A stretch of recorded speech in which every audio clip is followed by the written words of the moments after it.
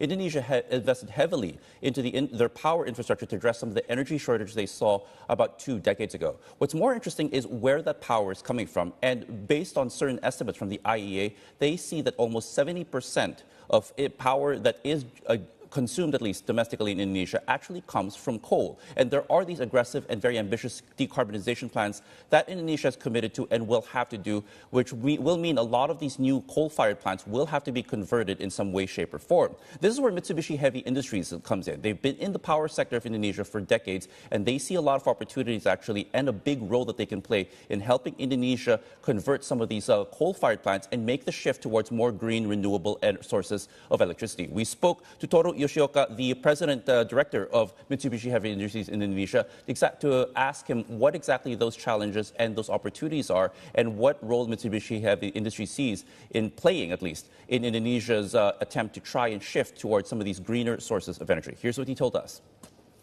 Indonesia's on-grid electricity demand is forecasted to increase by 4.7% annually and reach 445 trillion watt-hour by 2030. To support such a big electricity demand and growth, we have provided more than 18 gigawatts of power generation systems in Indonesia and support its energy transition.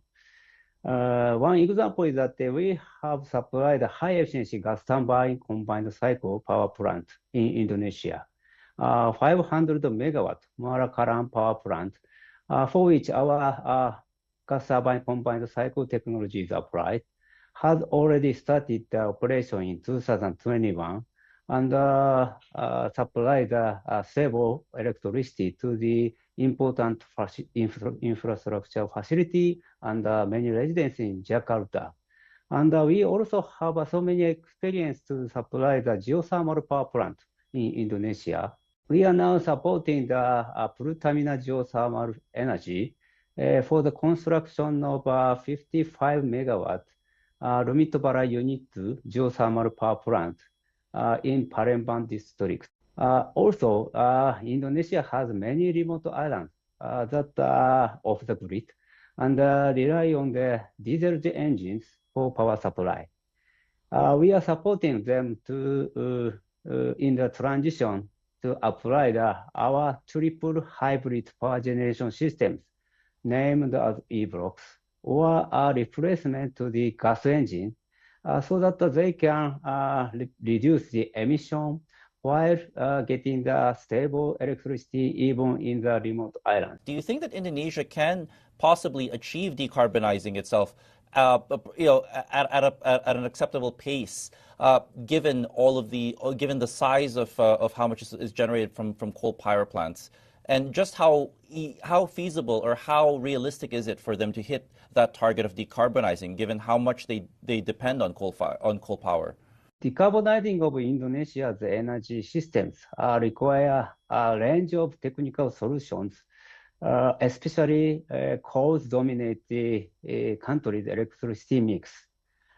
Just and phased approach is necessary to support the country's energy transition while ensuring the energy security.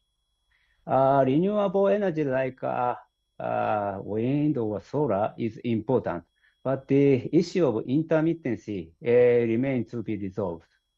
On the other hand, that alternative fuels can support its energy transition while stabilizing the grid. Mm-hmm. However, such solutions and approach is at the early stage of development and deployment and need more support.